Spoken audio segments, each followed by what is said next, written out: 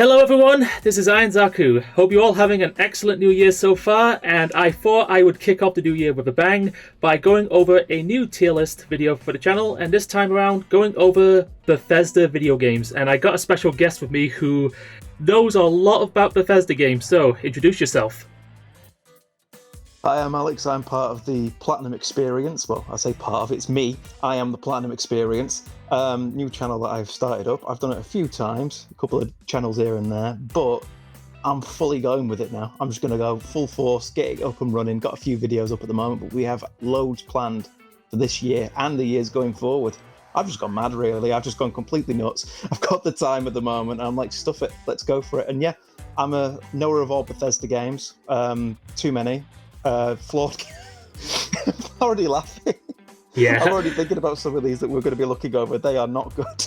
I know. I They're mean, not good at all. I know. I mean, look, we have on my end 24 Bethesda games in total, which is insane. And obviously, we may not have included every single game from the company. And the reason for that being is that I haven't played all of them and vice versa. But I do think 24 is great enough. Would you agree? Yeah, it's just enough. It's one of those things where you could get into like Arena and Daggerfall, but it's like you're getting so far back. It's like I even played the bloody Terminator games that Bethesda made, and they're like they're fossils at this point. Oh yeah, so definitely. They're great and they're really good, but barely anyone's played them now. Yeah, So, true. Yeah, start from Morrowind. Yeah, funny you should mention Morrowind because you did recommend this as a starting point. So anyway, without any further ado, let's hop into this and let's rank all 24 Bethesda games. Let's do this. Yeah, let's go. Now, obviously, starting off, So- as you mentioned, we have Elder Scrolls 3 Morrowind. S. I'm not even going to say anymore. Have you played it before? I played a little bit in preparation and I did do some research online. And yes, you could argue that it is rough around the edges, maybe dated even, but I still have a lot of respect for Morrowind. I still have a lot of respect for this game. Even though, as mentioned, it is a bit rough and all that, I can still look back upon Morrowind and go, there are some aspects to this game that I really do appreciate, even if there are some aspects that I'm not a huge fan of. Maybe it's because I played the later titles. Like, for example, if I recall, when you're in combat, not all of your attacks are going to land. So I think it depends on your proficiency. So it's kind of similar to like Dungeons and Dragons, where if you like roll the dice and you get like low numbers, you're not going to hit your target, if that makes sense. Mm-hmm. Yeah, it's a lot of dice rolls. It's one of those things. Sorry, I'm getting really excited to talk about this one because I don't get to talk about it often. Yeah, it's a lot of dice rolls, a lot of basically when you're hitting them, not everything will hit, like you said. Not all the characters are voiced because it was one of those early games where it was so big for its time. It's like I don't know if it was they couldn't fit all the audio on the disc or something like that. It's something ridiculous. Yeah. But, yeah, not everything's voiced. A lot of it is just reading dialogue. The draw distance is atrocious. There's just things about it, though, which when you get into it, I absolutely adore. I love that you can mess up the campaign. You can accidentally kill a main character and it'll just go, yeah, you've screwed the campaign up. You can't play it anymore. But hey, play the game. It's like you don't get that anymore. Yeah. You don't get it where it goes, hey, you can't complete it now, but who cares? It's like, that doesn't matter. Yeah. It was this beautiful free reign to it. Yeah, absolutely. I think the only other game I could recall that is kind of similar where you could do something like that if you screwed up was probably one of the earlier Dead Rising games where if you mess up, you screwed up everything, but at least you could still play, which I thought was pretty entertaining. But anyway... Time limit, yeah, Dead Rising, yeah. Yeah, it's something similar to that, but I get what you mean. But either way, I still think Morrowind overall, is a pretty solid title, and as you would say, I'm honestly going to put it very high up on this list. I would put it in, as you mentioned, S tier. For some reason, it's not being moved forward. All right, I'm going to move it forward. My tier list is... agree with the S. The tier list is messing up. It's messing up. Come on. Show up. No! This is bad. Give me a few moments, guys, while I figure out what is going on with this tier list. We've been cursed. We have been cursed. Okay, here we go. There we go. We have been. And we fixed the tier list, and we got Morrowind in S tier. Anything you want to add before we continue on?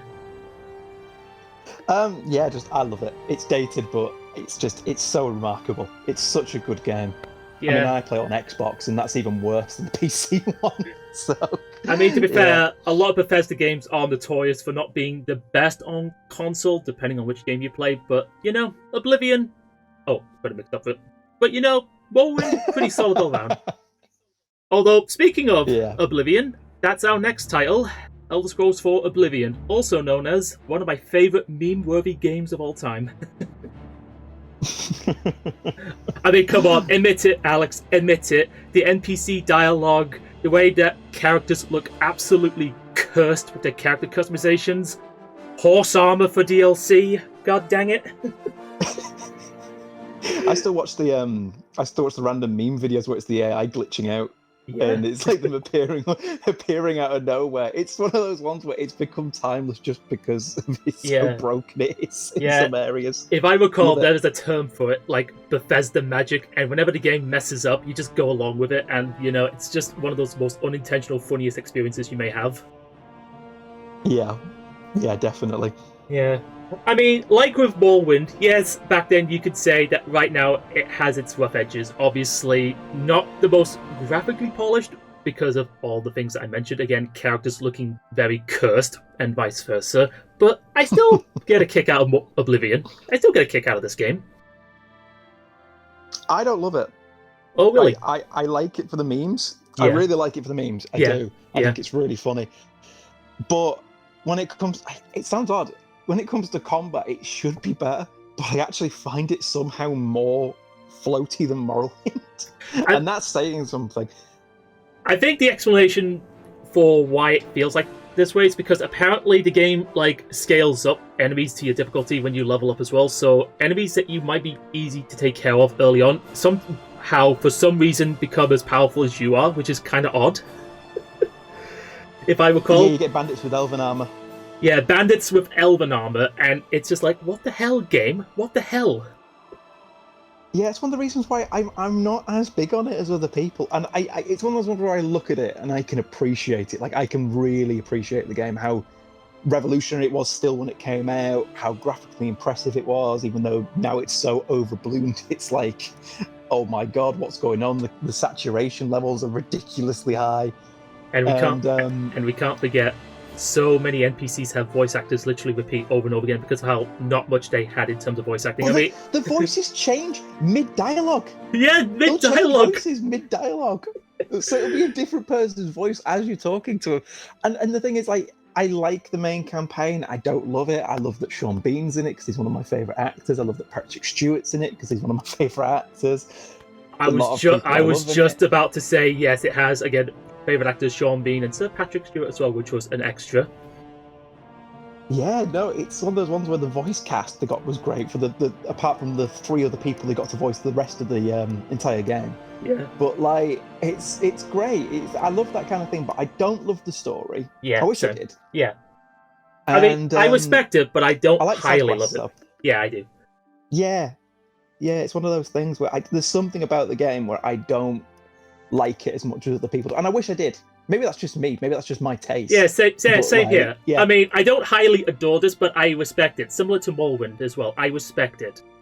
Oh crap, I just remembered one thing that I remember from this game that is notorious. I just remembered the goddamn adoring fan. Yeah, he's great. He's like the S-tier companion person when you push him off the cliff. I had him in Starfield. I love him so much. I had him in Starfield. Oh, he's yes. Great. Yeah, he's like my favourite person in that game. Yeah, he even returned in Starfield, which was an extra, that is the last game on his tier list, which we'll get to in time. But anyway, adoring fans aside, would you be okay if I put Oblivion somewhere in either A or B tier because of how much it hasn't, again, aged well? But I think we might put it in A tier, actually. Or B. What do you think? I would put it at the bottom of A. Bottom of the... I can't... A, yeah. So, if anything goes in A, I think it would probably be at the back, kind of thing. Because for me, I would personally put it in B, but it's not a B tier game, not for what's coming up. It is a very good game. Yeah. But I just don't love it. I wish I did, but I can appreciate what it did for the industry. Yeah, I appreciate it all around. Same with Morrowind. I do appreciate Oblivion, and I did grow up with this game watching, meme videos at the time. B. Ooh, It's B B. now. No, fuck it. I'm going with it. No, I'm going with it. I'm going with the heart. Okay. I'm gonna get hate Yeah. for it. Yeah. I It's don't fine. care. It's fine. I like It's the game. Yeah. It's fine. I think I'll join in with you as well. Don't worry. I'll join in. Okay. I'm gonna get so much hate. Yeah. It's fine. I mean, we're both gonna get flack anyway, but we're gonna have some fun with it regardless. Oh yeah, definitely. Okay. Talk about interesting opinions. Fallout 3. How do you feel about this?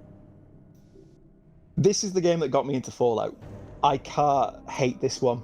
No, I can't. I've seen like the H-Bomber guy 5-hour movie thing on it. I've seen all the criticism that it's got years afterwards. I know the dialogue can be ropey. Yeah. I know the gameplay has aged like somehow worse than Oblivion in some regards. There's no aim down sights in a first-person shooter game. Don't get me wrong. There's a lot of early games who don't have that, but like when it was 2009, it was kind of like in this style of game, you need it. Yeah, definitely. But it means a lot to me. This one like means loads. Yeah, This is my first Fallout game, and I love it. Yeah. Now I'll confess as well. Fallout 3 was one of those games I played much later on down the line because my first Fallout game was in fact New Vegas. And we'll get to New Vegas in a bit. I know. I started off strong with New Vegas, I know, but trust me, we'll have a lot to talk about that. But Fallout 3, I actually really like this game because I really love the atmosphere of it all. You know, being in the Capital Wasteland and exploring the ruins of like Washington DC. There's just something very creepy about it. Would you agree? Yeah, the world they created with Washington and the different hubs they did for it, because it's hubs when you look at it. Yeah, you've got to go through the subways to get to it, kind of thing. It is open world, but yeah, it's the world they built was amazing. I really, really love the way it was designed. I do, and again, it's one of those things where I remember that being complained about in the video because it was like it wasn't difficult enough. There was too many weird hub areas where there was too high enemies early on. And then there was the end game where all the enemies were too easy to kill. But the way they built the world, the way it looks, the way you traverse it, I love it. I really, really love it. Yes. There's such a good feeling of progression. When you get finally to like the Washington Monument and that, you feel, and you see basically like this trenched out area where there's basically battles going on between everyone. Yeah. I love it. It's such a cool feeling. There's another game coming up, New Vegas, where I love. We'll get what I think. Yeah. I got a lot to say in New Vegas as well. Is not on par with Fallout 3's. Fallout 3's world is phenomenal. I love it. Yeah. Really, really love it. Yeah, I do absolutely love this as well. And also with Fallout, we also can't forget Free Dog, great radio DJ, and the music as well. Yeah. Loved it. God, I forgot about Free Dog. Yeah, how could you forget about Free Dog? I'm not thinking. I'm not very well at the moment. It's fine. Free Dog is amazing. People who kill Free Dog, what the fuck are you doing? Yep. It's like, how can you, literally how? He's the best, well, he's not the best voice, Liam Neeson's in it, but he's the second best voice in the game. He's great. I love it. I love the radio. I really do. It's such a bright spot. Yeah. And the thing of like having it react to everything you do. Like every event where you do something and Free Dog will comment on it, it adds to this lovely bit of world building where people are taking in what you're doing. Yeah. It's just a little thing. It's little things, which I love about Fallout 3. Yeah, I have just loads. Again, story's arse. I don't give a shit. Story, I don't like it. Again. Yeah, side quests are great. Yeah, if I could comment on the story as well, the one thing that I was kind of disappointed with it is that the Enclave ending just was Like, I wish I could have joined the Enclave, to be honest. Like, come on, give me the option to be, like, utterly evil. But in this case, it's just like, no, you're still gonna fight them, but you could do something for them while they're on the, downside, Just infect Project Purity, and that's it. There's no point. Yeah, I know, it's odd. I mean, again, the things of like joining different factions and this, that, and the other, it's limited. The RPGness. Yeah, is quite limited. A bit lesser. Yeah, more limited to how Oblivion was and how Morrowind was, and that it feels a bit less in scope. Yeah, it's less in scope, but again, that was my only major critique. But overall, I still think Fallout 3. I think it's a pretty amazing game. Not my absolute favourite, but it is pretty good all round. And my personal rating for this could be A tier, in my opinion. Would you agree? You know what? Yeah, I feel disgusting putting this above Oblivion. I really do. But for me, like, how I feel about it and what it means to me and how it got me into Fallout, I think I have to give it that respect and put it in A. Yeah. It would be back end of A, but yeah. Yeah. I would put it there. Yeah. So yeah, Fallout 3, amazing game, amazing title, definitely deserves to be an A tier. However, what we have that is the opposite of amazing, or it could be amazing, depending on your point of view. Rouge Warrior. Do you remember this? Oh boy. Amazing. It's amazing. I'm part of that crew. Yeah. It's so funny. It's one of the funniest games ever made. I played it not long after it came out, and I'm not kidding when I say not knowing about that rap at the end until it became like a really big thing. Oh. I bought this full price. Wait, well, I bought this when it came out. Hold on, hold the brakes. Yeah, I bought it. You bought this at full price? Yeah, I bought it when it came out, 2009. Yeah, 360. Oh, God. I'm not kidding. I have the same copy. Yeah. I never sold it. Yeah. It was too funny. Yeah. It's too good. Like, it's one of the most so bad it's good games of all time. Like, hearing, like, Dick Moshenko, I think that's how you pronounce his name, being voiced by Mickey Rourke, just constantly giving out constant swearing is just genius. I mean, don't get me wrong. Don't get me wrong. The gameplay in that is arse. It is arse, but it's the funniest so bad it's good experience. I remember every time you got killed, you just hear "fuck piss shit." He's dying. I remember doing it. Overkilled like animations, constant swearing, and one of my favorite ones in dialogue was he was saying to someone on the radio, "Was like it's a total goat fuck," and I was just laughing my ass off. It's a total goat fuck. Look, objectively, right? It's a mess, but it's a funny kind of mess. Would you agree? At least it's a funny kind of mess. Oh, it's awful. It's awful, but it's so funny. It's awful, but it's funny in the bestest ways. Like, it tries way too hard, but at least you can get some laughs out of it. Okay, this is an odd one. I'm kind of thinking.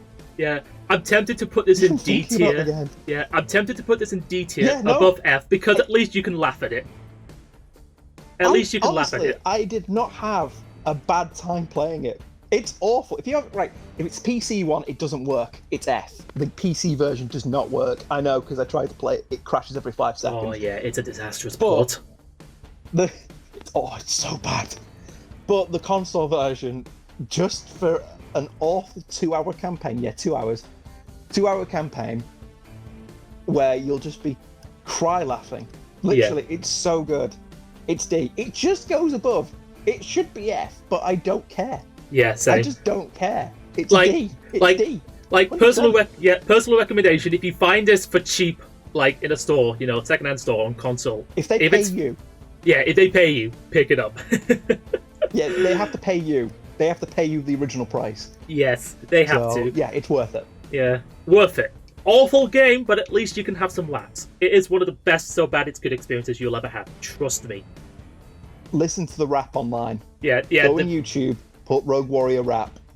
Just put it. It's an Listen experience. to it. You will not be disappointed. It's an experience. It really is. I love it. Rouge Warrior aside now, and now we're going to be yelling out how much this game is amazing now for our next contender, Fallout New Vegas. And you know what? I'm not going to waste any time. I'm putting it in S tier.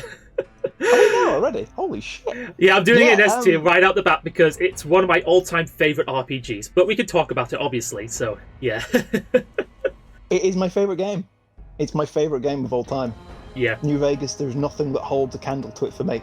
Is it the best game of all time? No. But it's my favourite, like, by far. Flaws and all, it's one of those things where nothing has come close with how I feel about this game. The only one that's been maybe marginally close is maybe Red Dead Redemption 2. Like, how I felt about a game. That's just behind, but New Vegas is its own bar, its own category. It's so special. You can't remake that. Yeah, you can't remake that. Even Obsidian couldn't. Yeah. Even Obsidian couldn't with Outer Worlds, where it was like creators of New Vegas, this is a New Vegas style game. No, not even close. You couldn't recapture that magic. Yeah. I mean, Outer Worlds wasn't a bad game in that. It's fine, but, I wouldn't call it, amazing. I liked it as well, but not the best of the best. But New Vegas, on the other hand, oh boy, I have so many fond memories of this game. So many fond memories. There is not a bad quest in that game. Like, genuinely, I don't think there is. I think everything is just amazing. I love it. There's so many different ways you can go about quests. The main quest is so expansive. Yeah. There's 4 different endings, but there's like so many different branches where you'll be doing this quest, but then you'll lead on to this one, and then, I don't like that, so you'll lead on to the next one. So you just do all these different bits with all these different factions, and then you've got all the side quests, and you're like, how the hell do they do this in 18 months? How did they make this game in 18 months? Considering the deadline that they had, it's somehow a miracle that they were able to pull it off for the most part. It's a miracle. I don't think it would have come out the same way if they had longer. I know it sounds really silly saying it, but it's one of those ones where I genuinely think that 18-month deadline just made them go, right, put our heads down, all the best stuff, let's hyper-focus. Because I've had it where you've been to deadline and your best work comes out under pressure. Shouldn't have happened. Yeah. It should never have happened to developers. Yeah. But it's awesome. Something in that game is just so magic. Even though it released absolutely knackered and didn't work. Yeah. I can't deny that game did not work on launch. Yeah. And not all to mention the patches, all the DLCs. Yeah, sorry. And not to mention the fact that if you play it on PC, still to this day, you still have to experience the goddamn crashes, which is notorious for. It's why I play it on Xbox Series X. That game does not crash. It has not crashed once since I played it on my Xbox. Yeah, it's amazing, and it's 60 frames per second. Oh, so very, it's like very uber nice. Fast. Yeah. No loading screens, pretty much. Brilliant. Yeah. Overall, it's amazing. It's got some great quests. It has some very memorable characters as well. Very good companions that you could come across. And also... Rest in peace, Matthew Perry.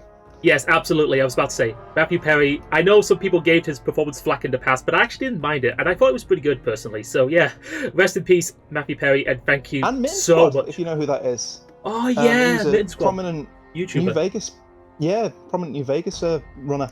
I used to do, like, different challenges for it. He was great as well. Yeah. God, it's been awful for New Vegas fans recently. Yeah. We've had it all. Yeah, we had it wrong. Rest in peace again to Matthew Perry, Mitten Squad, and all those people. Thank you so much. That's all I can say. Yeah, brilliant stuff. Yeah. God, I put that on a dour note. Yeah. Yeah, and, no, bless him, but yeah. Yeah. And the last thing that I will say that I do love about this game is that the ending factions that you have to choose, right?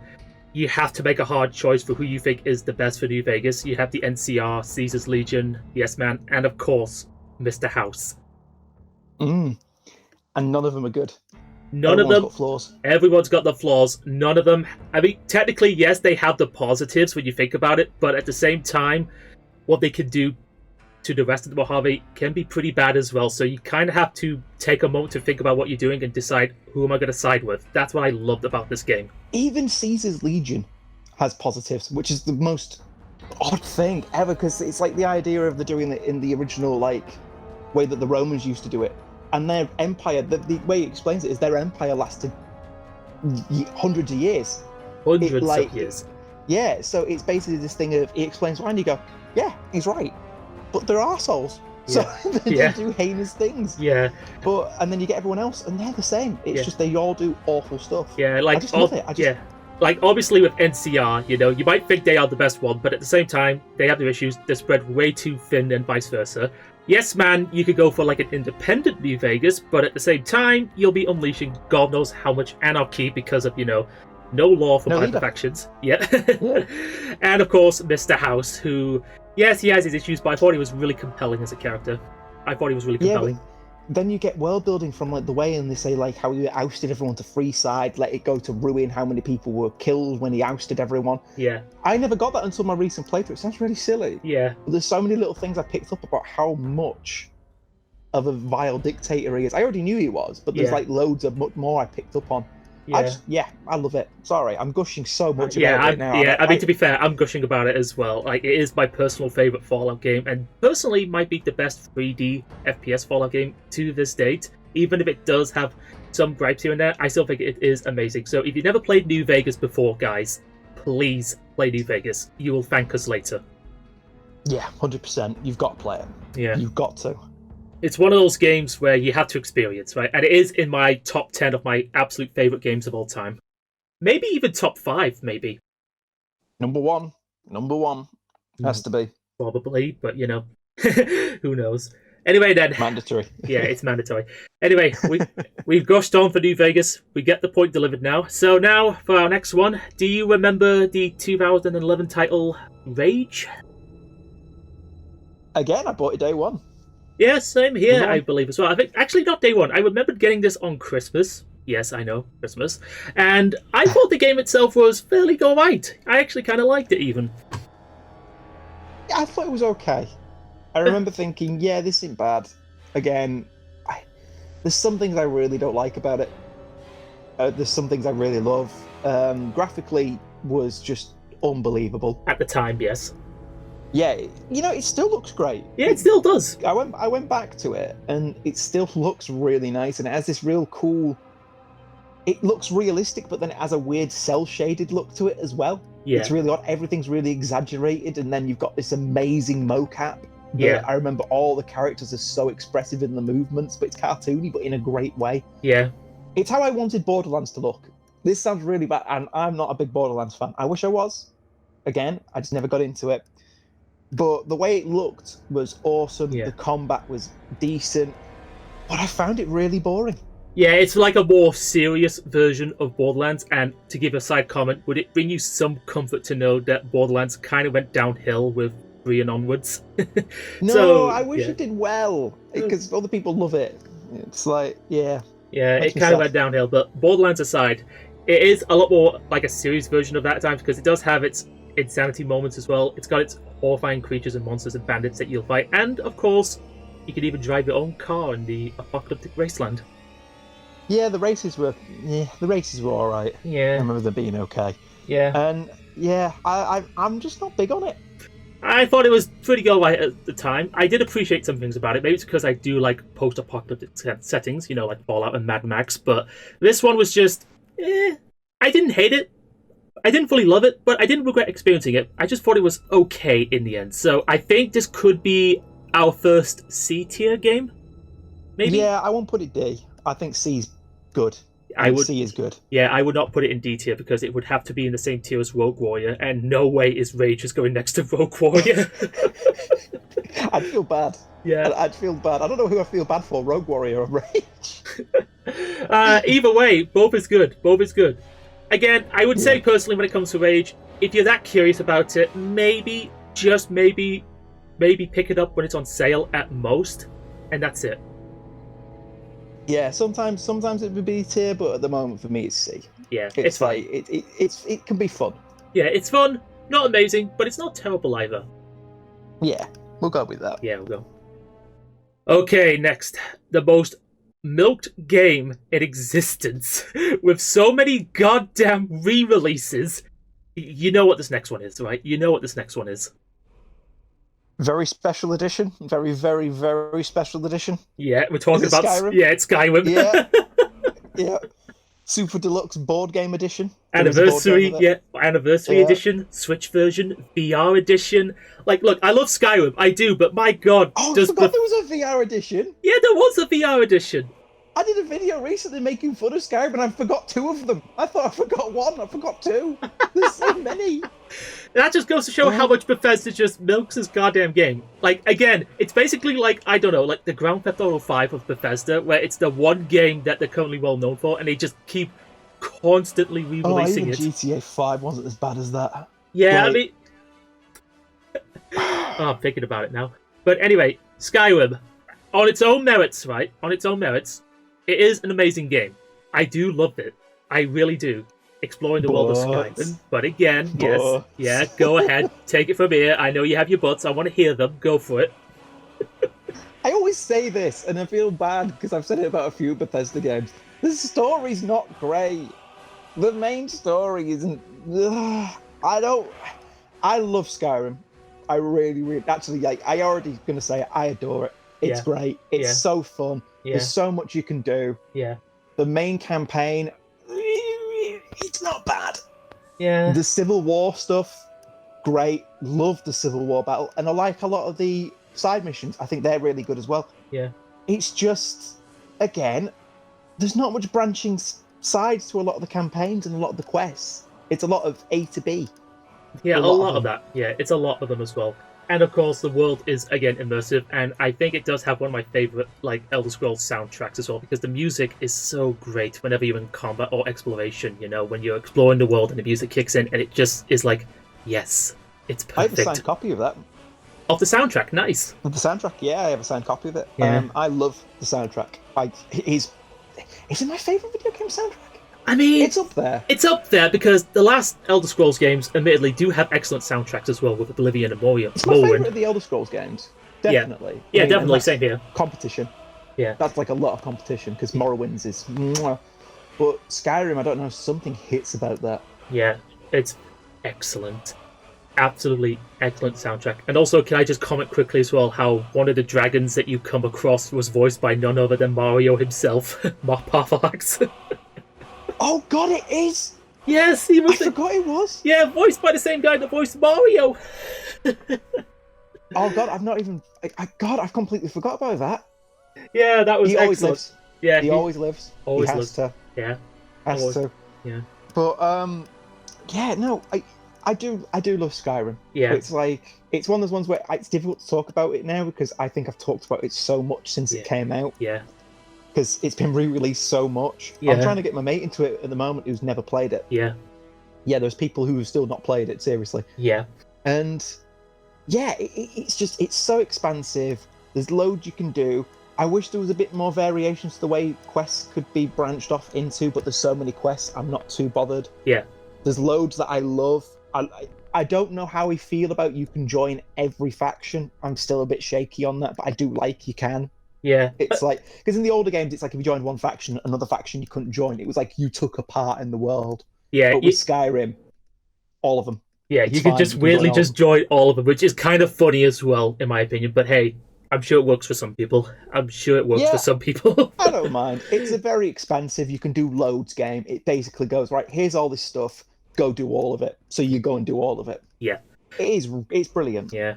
I mean, despite the fact that you could argue that its reputation over the years has kind of dimmed down a bit because of how much it gets re-released, I still think it's a pretty solid game all around. I'm kind of struggling where to put this now, because it's either... People still talk about it. People still talk about it and love it to this day. Yes, a lot of hate has come out, but that's more aimed because of the way Bethesda's... God, I can't speak.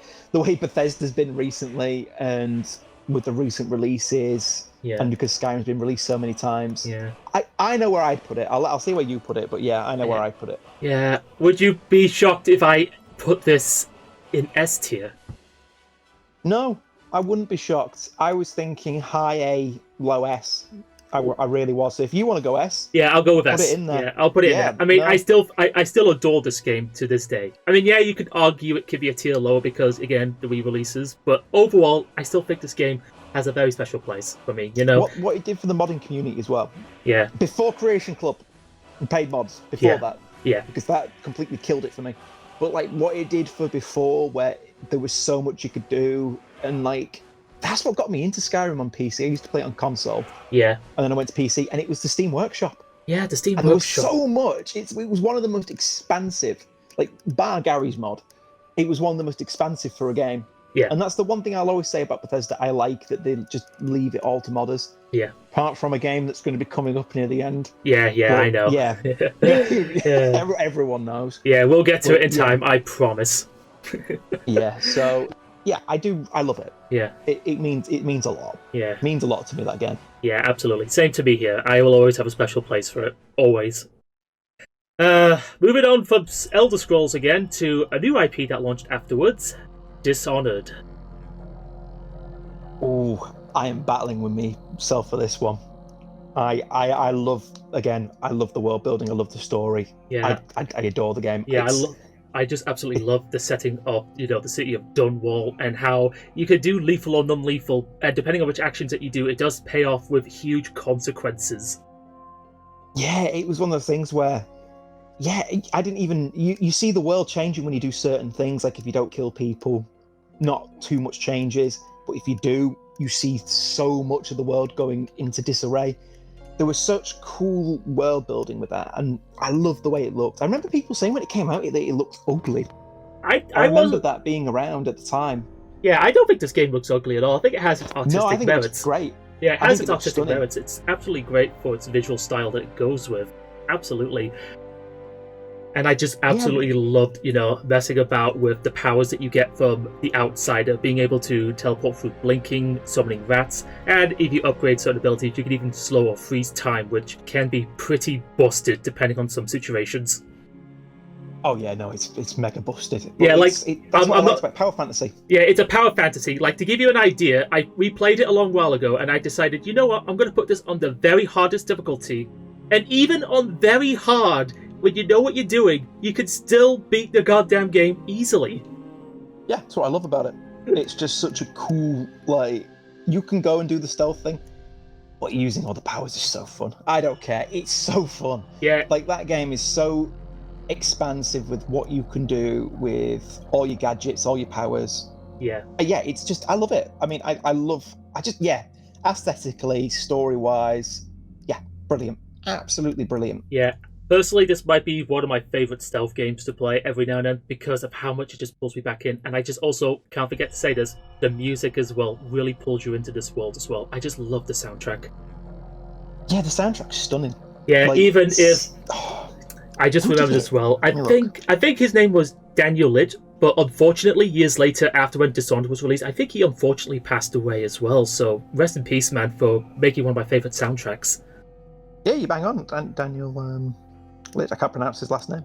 Yeah, I mean, I think his other works, if I recall, either was doing the soundtrack for the TV show Dexter, and he even composed one of the soundtracks for one of the latest Silent Hill games. I think it was Downpour, as far as I'm aware. Yeah, he did the soundtrack for Dexter. Yes, nice. Yeah, and did pass away in 2017. Again, rest in peace, Daniel. Thank you for making one of my favourite soundtracks for Dishonored. Yeah, he did Book of Memories, which I actually really like the soundtrack. Awful game, good soundtrack. So I've got to be honest, I completely forgot about Book of Memories. But anyway, back on Bethesda, since we might save Silent Hill for another time, or I might do a short about it, who knows. Dishonored, one of my favourite games from Bethesda, and I don't know if people are going to give me weird looks, but I'm also going to put it in S tier. Yeah, I put it in A just because of another game coming up. There's another game that's going to be coming up that we know it. Yeah, I'll just say I like it more. Yeah, that's fine. You'll have it in A, and I'll put it in S. So we can be on that. Put it in S. Yeah, I'll have it on S on my end, but for you it's A, so we could agree on that. Yeah, 100%. Okay, next up, another franchise reboot that kicked things off with a bang. Wolfenstein the New Order. One of the best feeling shooters ever. Yeah, one of the best. Underrated, yeah, I think. Yeah, absolutely. It plays on that trope of what if the Nazis won World War II, and I think it does so excellently. Absolutely excellently. And the fact that it actually made me care for some of the characters as well, including William B.J. Blazkowicz as well, the protagonist in They made him likeable. Yeah, they made him really likeable. From a blank slate, pretty much, to a really brilliant, in-depth character. And when he starts talking, I mean, it's Brian Bloom doing the voice, and he's he's a phenomenal voice actor. He really is. Yeah, I think one of his past roles, if I recall, where he did voice acting was he the voice of Jackie Estacado from The Darkness 2? He was, yeah. Yes, I remembered. Great, he was great in that, and also he delivers a great voice performance as well in this game. Knocks it out the park. Well, it makes him so great to listen to in the monologues that he says in that, and they're so well written. It's a really well written game. But it's the people, it's Machine Games who used to be the developers on the Darkness series.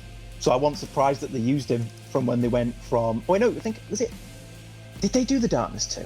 Did Darkness 2? I think Darkness 2 was developed by Digital Extremes. You mean that development studio? Yeah, no, I think it was. So they did Darkness 1, and then I think they went away and they did opened up Machine Games, and then that's why the storytelling's so good. Because all the games that they used to do were so well written. The first Darkness is brilliantly well written. Yeah. The Riddick game is phenomenal. Escape from Butcher Bay. Butcher Bay, chef's kiss. Love it. I would love to talk about that one day. Yeah. But yeah. I mean, again, BJ Blazkowicz was a great protagonist. I loved like the world that is presented, like a future, like sort of like futuristic steampunk version of what would happen again if the Nazis won World War II, and just getting into combat and killing them never gets old. I just loved it. The combat's brilliant. The combat is phenomenal, and how you can basically do it the way you want. A lot of the time, like if you want to go stealthy, you can go stealthy. If you want to go in guns ablaze, you can go guns ablaze. If you want to hold 2 assault rifles, you can hold 2 assault rifles. And 2 shotguns, if I recall. Yes. 2 shotguns, yeah. It's like, it's so expansive in what you can do, and you can play the game through how you want to play. Don't do stealth. Yeah, you don't have to. Stuff it. Just go in guns ablazing. It's brilliant. It's just, it is underrated, because I don't think people talk about Wolfenstein 1 and the Old Blood enough. I really don't think it's spoken about enough and gushed about enough. When it came out, I think the reviews were like 7s and 8s. Yeah, and it's brilliant. It's a brilliant game. I never understood the 7 and 8s, honestly. I thought the game was a lot better than people made it out to be. Way better. Oh, it's so much better. It's so much better than people made it out to be. I mean, people loved it, but normal everyday players instead of critics, they loved it. It did really well. Yeah, I adore it. I think it's fantastic, and the soundtrack's amazing as well because it's Mick Gordon. Yeah, we can't forget about Mick Gordon. Just does a phenomenal soundtrack for it. And yeah, Mick Gordon. Honestly, I think Wolfenstein 1 might be his best one. Yeah, it could be his best one. Yeah, funny you should mention Doom, because that's also on the list, and we will gush about that in time as well. We will gush about Doom. Oh yeah, the 2061. 100%. Yeah, gushing. I don't know where to rank this, but I definitely would put it high up. Is it my favorite Bethesda game? I don't know if I want to put it in S tier, but at the same time, I want to put it in A. Where would you put it? I think A. You know what? I think you convinced me. Yeah. I'll put it in A because it's a solid game all around. If you've not played New Order, what are you doing? It's excellent. It's so worth playing, and it's cheap all the time now. Yeah. I mean, if you're on PlayStation, you can buy every one of them for $10 right now. Nice. The whole thing. Yeah, when it's on sale and that, which is excellent. Yeah. Okay, moving on back to Elder Scrolls when it went online. Literally, the Elder Scrolls Online. How do you feel about this? Because I haven't played this in like God knows how long, to be honest. I hated it on launch. Yeah, I think that's probably hated it on launch. That probably explains why I never revisited it as much, because the launch for this game was such a mess. On PC, it was especially bad because it was like you had to buy it and then you had to pay in a subscription, and then it was all that crap. I remember that being a really big thing at the time. Like, it was like, what the hell? It's like, why do you have to do this much to play an online game? Yeah, like, so many loads of online games did it. Yeah, so many goddamn steps and complications for why I need to play this and that. You know, like again, it takes the page out of like World of Warcraft when games like that do have recurring subscriptions and that, and I'm just like, why? I never understood it. It was never my thing. Yeah, never my thing as well. But yeah, no, I remember playing it. I really didn't like it. I remember getting to the point where John Cleese was in it, and I was like, hey, John Cleese. And then I got a little bit further, didn't like it, didn't play it for years. Had to come back for this, so I replayed it recently. I still have it. And yeah, it's okay. Yeah, it's an okay game now. I mean, it's more competent than it was. 15 hours into it. Nice. 15, 20 hours into it. I was like, right, I'm going to really play it for this. This is the one I don't know that much about. Yeah. Yeah, it's all right. I don't get the hype for it, because a lot of people have a lot of hype. Yeah. No, don't understand it. Yeah, same here. Although, again, I don't hate this title as well, obviously. Maybe at launch I could have been a bit more despising because of how rough it was, but nowadays, it's not a bad game. It's not bad. Amazing? Okay. I would not go that far, but it is okay. So, I think like with something like Rage, we would also put it in C tier, just because it's okay at above most. Rage. I'll put it above Rage. Yeah. Yeah. Maybe I need more time with it, but from what I played, it's now special. I've played better, like, MMOs. Fair enough. Fair enough. Definitely played better ones. Yeah. So, moving on from MMOs to a mobile spin-off that also got ported to other platforms, Fallout Shelter. The definition of mediocre. Yeah. Like, unbelievable mediocrity. It should have been great. They could have expanded so much more on it, but it's really boring after a certain point. Like, it's seriously boring. I mean, considering how it was released on mobile first, I think that speaks alone for what kind of game you're getting yourself into. Yeah, it's honest, but I've played mobile games that are really fun, and they're free. And it's like, I play this. Don't get me wrong, it is free again. Yeah. So you always got to take that into account, in my opinion. Mhm. But yeah, it just gets really, really boring. You're at a point where it's meant to replicate stuff like Sim Tower, but building underground, and then it's got feeling of other games where you send your vault dwellers out and they go on missions, and you can do missions in like the recent updates kind of thing, or the later updates. Yeah. Yeah, it's okay. But it gets really boring. It never gets above okay. That's my biggest problem. It never gets above okay, and then it gets boring. Yeah. So, yeah, I do agree with that. I mean, like you said, some mobile games, it can be fun. Not all of them are like the worst. And I played Shelter for a bit myself when it came out, and I just thought it was okay at most, and that was it. And I don't really remember much of it. I know some people might like it, but I'm just not one of them. It should have been better. Should have been better. Should have been better. It should have been better. Should have been more to it. So, I would not put this in F because it's not an absolute disaster. Because it's not. No. But it is boring at times, I think. It's above Rogue Warrior, but it's in D. Yeah, I'll put it. It's in D tier. Yeah, I'm putting it in D tier. It's Wasted sitting potential. Yeah, it is there sitting alongside Rogue Warrior, which feels kind of funny to me. Well, it's Rogue Warrior finally isn't alone, so Yeah. that's good. I feel good for that. Nothing's in F yet. We'll get nothing in F yet, surprisingly. Although I do have some games that I think that could be F tier, but again, we'll save them for much later. Nope, I know I keep saying that, but again, when we get to them, we will talk about them in length. I do think we have a lot to say. Okay, next up is the prequel standalone DLC for the New Order, Wolfenstein the Old Blood, which, surprisingly, I did play this recently as well in preparation for this video. That's why I couldn't put the New Order in S tier, because Old Blood is S tier. You would put Old Blood in S tier? Oh yeah, it's the best Wolfenstein game ever made. Oh yeah, 100%. It is just pure chaos. It is just non-stop from beginning to end. It's brilliant. I absolutely love it. I mean, overall, when I played it for myself recently as well, I think it's because I played New Order first and that, but playing this and that, it was a very familiar experience, and, it's got a lot of gimmicks going for it, like how in the marketing and that you see, we're disagreeing! Have we got a first disagreement? Okay, probably, but I'll give my statements for why. Maybe it's because I played New Order first and that, and it is a very similar experience, but it does have some really neat gimmicks in that I do like how, again, how you see on the poster for that, how William uses the pipe that he gets from being locked up in prison for traversal, like climbing walls, opening doors and that. And I thought it was pretty nice. Yeah, it's just for me, it just hits all the right marks for what a Wolfenstein game should be, which is just constant chaos. It still has the really good characterization of BJ. Yeah. I just something about that one just hits more than any of the other ones in the series. Yeah. Yes, you could say that the prison sequence is awful, because it is, but it ain't too long. You get through it quite quick. Yeah, but it's awful. I agree when people say that is a black spot, because it is. It's shocking. Yeah. But then the rest of the game is great. The zombies bit's great. I don't get why people don't like that. I find it really fun. Yeah, I found it pretty fun as well, in a similar manner to like COD Nazi zombies at the time, but a lot more hellish, a lot more hellish experience. And I was like, yes, I'm all for it. I love the Old Blood. I think it really hits, and it's just a really, really fantastic package of just phenomenal levels and brilliant level design. Just all of it. It's fantastic. I can gush about this one forever. Yeah. It's just awesome.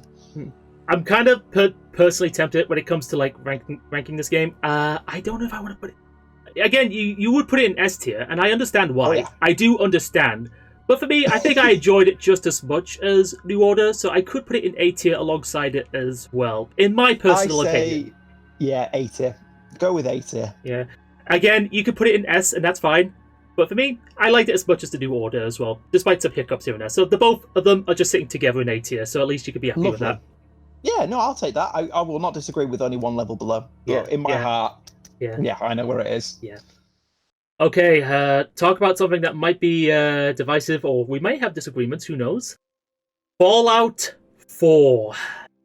I got 2 words for this game, if you want to hear me out on this, that gives me constant nightmares about it.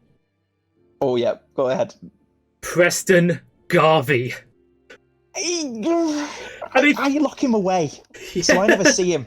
He's like locked in a shed somewhere in one of my settlements, so I never see him. So it's just every time I walk past that shed, I just hear, "Another settlement needs your help," and I'm like, I didn't hear that. It's just locked door with like about 10 security locks. Yeah, I mean, look, I mean, to his heart, right, he could be a good character, but he's just ruined because of how he's just there to give endless Radiant quests of go save the settlement. He's an awful character. No, he's shocking. He is so poorly written, and he's always this odd goody two-shoes where if you do anything, you can't do that, General, I don't like that, and it's just like, what? It's like, not off. And then he doesn't do any of the work himself. Yeah. He doesn't go anywhere. Yeah, he just hangs around. I mean, he just hangs around at his own settlement doing God knows what with his thumb up his arse, just telling you, go help save this settlement. I'm like, no, I want to do this other stuff. I can't stand him. Hate his character. Yeah, probably one of the worst characters in Fallout. I'd rather have the dog from Fallout 2 that gives you negative luck. Oh, God. The one that just makes you have, like, constant misfires and you can't get rid of the dog and he has the highest health. And he's meant to be a joke, like the worst character in all of Fallout. I'd rather have that than Preston Garvey. That's how bad of a character he is. Yeah. Sorry, this became just my hatred for Preston Garvey at the moment. I had to bring him up right out the back because I knew for a fact you would say something about him, but... He's why this is going in F. No. Oh, God. We're putting Fallout 4 in F tier now, are we? No. It's not bad. It's not a bad game for that. Not bad at all. I'm moving it out as well because, again, I'm just doing it for a joke. But anyway, putting Preston Garvey aside, I know people are divided when it comes to Fallout 4, and I do hear the saying, good game, bad Fallout game, because it does drive way further away from the RPG roots, and it does feel more like a looter shooter with, settlement building mechanics. So, I can understand why. Settlement building now. Yeah. That's all I play it for. Modern settlement building. Yeah, it is pretty good. Building's brilliant. I am part of that crew of people who love that. Yeah, I liked it as well. Fantastic addition. Yeah, I like building settlements as well. It was really cool. But it's a terrible RPG. Yeah. It abandons a lot of what made past, again, Fallout games memorable in terms of role-playing. Again, just to be a lot more of an action shooter, with loot, with different stats and, bonuses. Kind of similar to, again, Borderlands, but with a Fallout skin, if it kind of makes sense. But I still think Fallout 4 is still a pretty fun game all round. Not my favourite entry in the series, but it is good. I think it's got loads of issues, though. Yeah. I think it's got so many issues. So many issues with its story, if I'm going to be honest. Because it is a very flawed story. Voice protagonist does not work. Yeah, does not work. Doesn't work. Doesn't fit. Does not work at all. And, I mean, again, it is kind of familiar to past Fallout games where the story has you, go out and look for this, and in this game, it's like, you need to find your baby son, Sean, who gets kidnapped early on, and depending on who you are with, the dad or the mother, who you could name and customize and vice versa. And there's another thing that I just remembered that I wasn't a fan about this game, and how it streamlined a lot of things that should not have been streamlined. Like, the dialogue wheel is way too streamlined for my take. Like, I can't even see what words you're going to say, if that makes sense. That's why you get the mod to expand it. Yeah, I literally every time. Yeah, same here. I literally just got a mod that just restores it to what it was like before, just so that I know what I'm going to say when it comes to decision making. I even to get rid of the voice. Yeah. I mean, look, some people are mixed on this, having your player character be fully voiced in it, and I can understand why people might like it, because the voice acting isn't the worst, but I don't know, it just kind of takes away the charm of you being your own protagonist, if that makes sense, because you're the one influencing the actions of the story in that. I'm not much of a fan of fully voiced protagonists, but at least it's not terrible. It works with games like Mass Effect, because they were trying to do a Mass Effect thing. That's why I always took away from it, because there's only a few dialogue choices. You don't see the full thing of what it's going to be. Yeah. The thing with Mass Effect is that you're always playing Shepard. Yeah, no matter what, you play Shepard. Yeah, always Shepard. In Fallout 4, you're making the character, but you still have to play in a certain way. Yeah, in a way that Bethesda wants you to play it, and I'm just can I just, It doesn't work with the Bethesda game. Yeah, it doesn't work. Not at all. Not at all. And if I'm allowed to comment on this, since it's been so long as well, I thought the ending factions, in comparison to New Vegas, where it also had 4 ending factions as well, they were way more weaker this time around, and I just wasn't a huge fan of them. I mean, were you by any chance? I was I did the Minuteman one. Yeah. Kevin Arquette stand Preston Garvey. Yeah. It was because they were just, when you look at it, they're the right choice. Because everyone lives. Yeah. They're always the good guys. There's barely any flaws with them whatsoever, apart from Preston again. Yeah. And yeah, it just always comes across like the right choice to do. Because everyone gets to be fine. If you play it a certain way, everyone's cool. Yeah, everyone is fine and cool with you no matter what. With New Vegas, you were faced with a huge moral dilemma. In Fallout 4, when you look at the options, you just go, okay, I'm just going to hang out with the Minutemen because obviously it's the best faction. Why should I hang out with the other ones? Yeah, all the rest have flaws. And then you've got one faction that has, like, no flaws. Yeah, and that just kind of made it a bit weak for me because, again, the Minutemen are just like the goody two-shoes faction, while the other ones you have, again, the Brotherhood of Steel, the Railway, and the Institute, and I just thought that they were Yeah, the Railroad were boring. Yeah, they were so boring. I never thought they were going to be, because there was so much potential with that faction, and then they just don't go anywhere. Yeah, I mean, the idea of synths, liberating other synths and that has so much potential, but in execution, it's just boring, if I'm going to be honest. They built it up so much as well, because you see it in Fallout 3. Yeah, it builds up the railroad. It builds them up. It just didn't really go anywhere. Yeah, just nowhere at all whatsoever. That you could have easily just cut them out and nothing much would have changed. What do you feel like how do you feel about the combat? Like, in comparison to the past games, objectively, it's the best gunplay in combat, even if it does have that Bethesda jank. Yeah, I'm shaky with it because I find it less impactful. Yeah, less impactful. I think it feels better in New Vegas, but then again, it might be New Vegas bias. Yeah, it might be that. Because objectively... It feels so much more impactful. Yeah, it might be the better one, but again, it does have its issues. Again, Bethesda jank and all that, but all the other titles have that classic Bethesda jank to them when it comes to combat. Yeah. Yeah, I don't love it. I only love it with mods. Yeah, if I with played mods. It vanilla, I wouldn't even look at it anymore. Probably. I mean, I don't hate it, obviously. I do think it is a good game overall, despite its major issues. So, I might be comfortable putting this in B tier. I'm leaning more to C. Yeah. How many do we have? Still quite a few to go, so yeah. We'll probably go through all of those, and then that'll be it. I promise. I've got quite a few left, bloody hell. Yeah, quite a lot of Bethesda games. A lot of them. Excellent. And now, to continue onwards with that momentum, Doom 2016. One of the best reboots ever made. One of the best FPS shooters as well. Yeah. One of the best. Fast combat, excellent Mick Gordon soundtrack, and it's just, again, chef's kiss.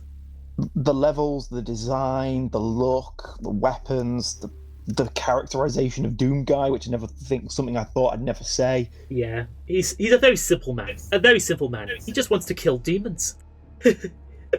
Constantly killing them for, again, I think if I recall, like, in the older Doom games, he kills them and goes on a rampage because they killed his pet bunny, although I think in this one it's different. No, I think it's that. I think that's what it is in this one. Yeah, I think it was for a different reason. Yeah, they might have done so in like the older games, but here it might be a bit different. But still, with that out of the way, Doom 2016, one of my favorite FPS games, and of course, it does also come with multiplayer, which I thought was fine. Like, it wasn't the best like arena shooter, but it was fine. And then it had, I think there was that other mode that allowed you to make your own levels and that, which Snap I thought was Snap Map, yes, that allowed you to create your own creations and campaigns and that, which I thought was pretty good for the community. Well. It's not bad People as well. made their own games with that. Yeah, made their own games. So they made a farming simulator with that. Wait, they made a farming simulator in Doom? Yep. Not joking. Oh, they really did. Oh, that's funny. That is funny.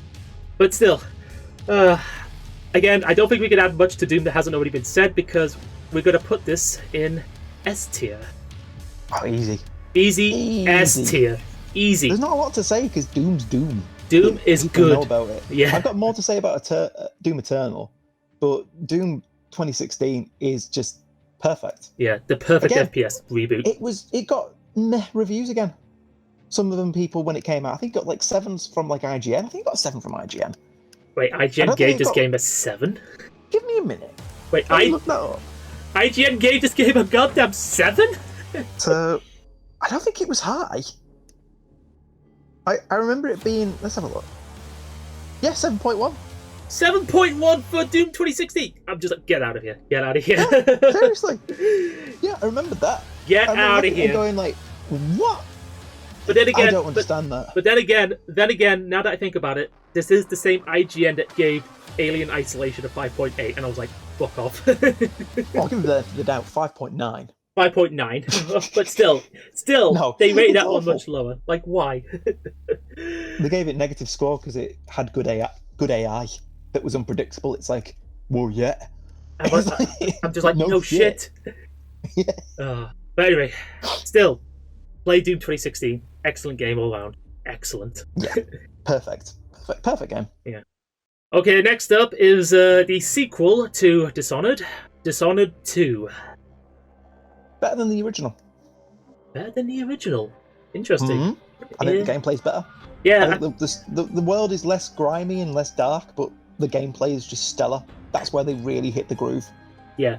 There was a bit of a trade-off, like you said, but I think it paid off pretty well. However, there is one thing that makes this game a bit of a notorious mess, and that was the fact that, unfortunately, if you played it on PC, the PC version at launch was horrendously bad. Oh, it was, wasn't it? It was so bad. I played it. I made that big mistake of playing it on PC on first, and I played it on PC, and it was a mess. Yeah, Bethesda launches are always arse on PC, I swear. Yeah. I mean, nowadays it's better. Thing. Yeah, nowadays I think it is better now than it was at launch. It was, but back then, oh god, it had some rough edges. I played it on Xbox, so I had a nice silky smooth run. Yeah, you definitely got the best experience than me. You got the best experience. I did, and that's why I love it. I think it's brilliant. I think gameplay-wise, they expanded on it so well. Story not as good. Nope, not as good at all. But the gameplay is just phenomenal. It's what I mean. Arcane, when they hit hard. Yeah. They And of course, really do. And of course, as well, you had the option to choose between either Corvo again from the first game or Emily, who now also gets powers from the outsider as well. And some of the powers, again, like with Corvo, in the right hands, pretty busted. Yeah, oh yeah, completely busted. And that's great though. I love it just being completely broken with its gameplay. Yeah. It's as if you could just do what you want and just like breeze through it. Yeah, like you mentioned I before. could breeze through it. Yeah, like you said before, it's a stealth power fantasy, but it's the best one of its kind. Oh yeah, it's never boring. Never There's boring not a point whatsoever. in the second game where I find it boring. Yeah. None. Never boring. Now, would we put it in the same tier as the first Dishonored for S? How do you feel about it? Because were you a bit shaky on this one? Kind of was, because again, there are some rough elements to this. Again, maybe it's because I got the rough experience of the PC version, and I just like the atmosphere and that of the first game a bit more. But like you said, it does do a bit of a trade-off. Like, this has the best gameplay, but the story isn't as strong as the first. I prefer it over the first one just because of the gameplay. I don't do that often. I'm usually a story over gameplay guy, but it's so good. I don't know how I feel. How many have got in S at the moment? Because I feel like I'm really being a Bethesda fanboy. Yeah. I mean, so far, I decided to put the Dishonored 2 in S tier now, because in S we have Morrowind, New Vegas, Skyrim, Dishonored, Doom, and Dishonored 2. So that's 6 so far. No, that's fitting. No, I'm happy with that. Yeah. Because I think they're all really stellar games. Yeah. So yeah, Dishonored 2, great sequel all round. If you did not play the PC version at launch, like me. Console version S, PC version F. Yeah, agreed. Okay, talking about Arcane with another underrated title, Prey. If you've ever played that one as well. I've not played Prey. You've not played Prey? This is where you get this one. Oh, this is going to be a tough one, because... Okay, I will mention something funny as well. When I was looking up images for this tier list, when I looked up this game, I also had to be treated with the other movie Prey that was in the Predator franchise, and I just thought that was funny. Like, I'm not looking at that either. I mean, it wasn't bad as well. Wasn't bad. It's been like a very, very long time since I've played Prey, and as an immersive sim in a similar vein to games like, Half-Life, System Shock, BioShock, and vice versa. Is it the best of the best? Far from it.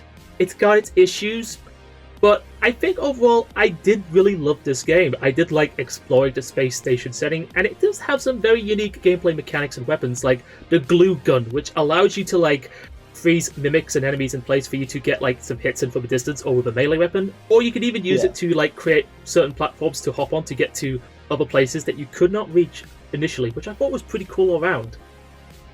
Now, granted, it does have a lot of backtracking if you're lost or you don't know what you're doing. It does have backtracking, but I didn't find it to be the worst thing in the world. I mean, yeah, it can be annoying for some people, But for me, I was just like, I kind of get what I'm doing with this, at least from my own experience. So, like you said, because you haven't played this game, and I did for a bit, I might have to give it a fairly solid rating of, like, B tier. Because, again, not the best, like, immersive sim. Like, games like Bioshock are far superior. But this, I still say pick it up if you get the chance. Like, if it's on sale, go for it. It is pretty underrated. It's always on sale. I've not had time to play it. Like, if you it's one of those things, yeah. Yeah, like I said, if you're into immersive sims, get this if you get the chance. And I think you might appreciate some things about it. Oh, I might actually play it then. Yeah, Stop it. Yeah, do it. yeah. And of course, I almost forgot to mention, Mick Gordon also does the soundtrack, if I recall. Okay, that makes it worth it. That's sold it. I didn't know he did the soundtrack for that one. There you go, sold. Yeah. And now I'm hearing my dogs barking in the background. That's staying in the video. They're just saying hi. Okay. Oh, bless them. Yeah, they don't let you put in Prey and Beta. Yeah, I think they may have disagreements as well. Yeah. Okay, talk about something that we might have disagreements, potentially.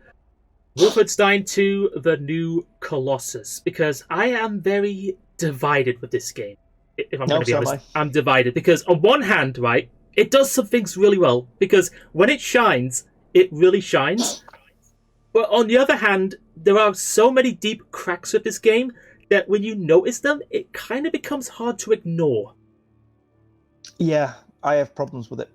I have some deep problems with this one as well. But again, I really like it. Yeah, it has, again, the gameplay is more improved than, again, the last ones. It's the best gameplay, I think, but I do have a major issue with the fact that it has way more cutscenes and gameplay than usual at times, and I'm just like, can I just play the game, please?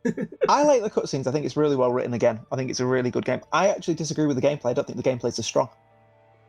I think they made it too easy for you to die. Way on too all difficulties. Yeah, way too easy. It became less of a run and gun shoot, and you had to more lead around corners and do the. Remember when I said about the first one? It was a lot more free reign with what you could do. Oh, it's coming back to me now. Not as much with this one. Now that you mentioned it, it is coming back to me now. It is coming back to me in memory because there were moments where even if you play like on normal difficulty, you just die way too fast. Like the difficulty spikes are way too ridiculous in this game. It didn't have as much to it than the first one for me. The first one was so open, so much you could do, take it any way you wanted. This one you have to do stealth sometimes. Yeah. You just get absolutely demolished. There was too much funneling compared to that first one and Old Blood. Yeah, it's just, I didn't like it as much, but I still really like it. I still think it's really solid. It's a solid game and I do like it, but not as much as the last two titles for both New Order and Old Blood, which I think have a lot more in terms of redeeming qualities. And I also thought, for another criticism as well, is that I thought the ending was pretty underwhelming. Yeah.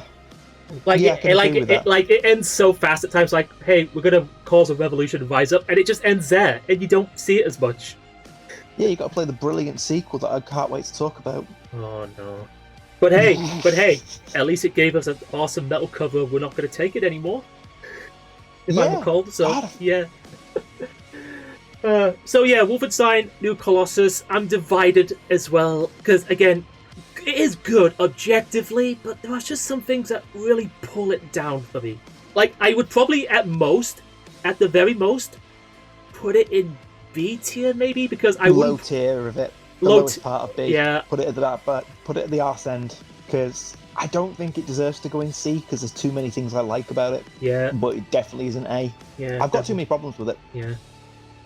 Okay, I think we could agree that our next one, we're going to have a lot of problems to talk about because it's the one that keeps on getting into so much controversy after launch. All those years ago, Fallout 76.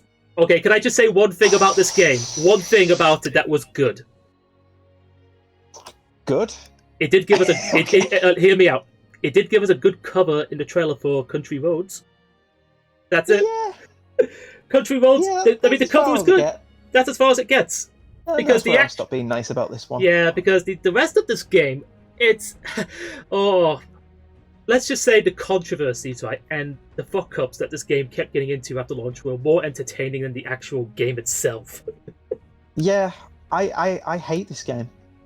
I hate it. Yeah, even after replaying it, I still hate it. Yeah, I'm not the hugest fan as well. I mean, I know in recent time it's gotten quote-unquote somewhat better, but I just can't... It's better apparently now. Yeah, much better. But I can't bring myself to revisit this. I just can't, if I'm going to be honest, because it left such a rough impression. Yeah, I went back to it, and I still don't like it. I still really don't like it. I don't like the way they've done the perk stuff anymore.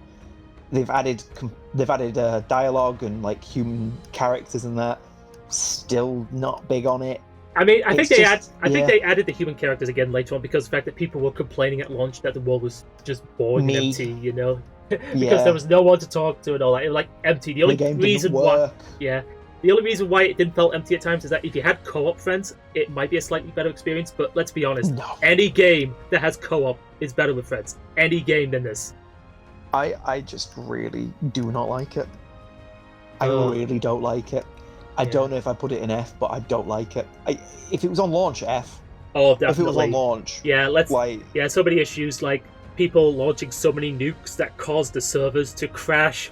False advertising with one of the special editions, I think, with the duffel bag not looking like it was in the promotional images. Canvas. It's not canvas. How dare it not be canvas?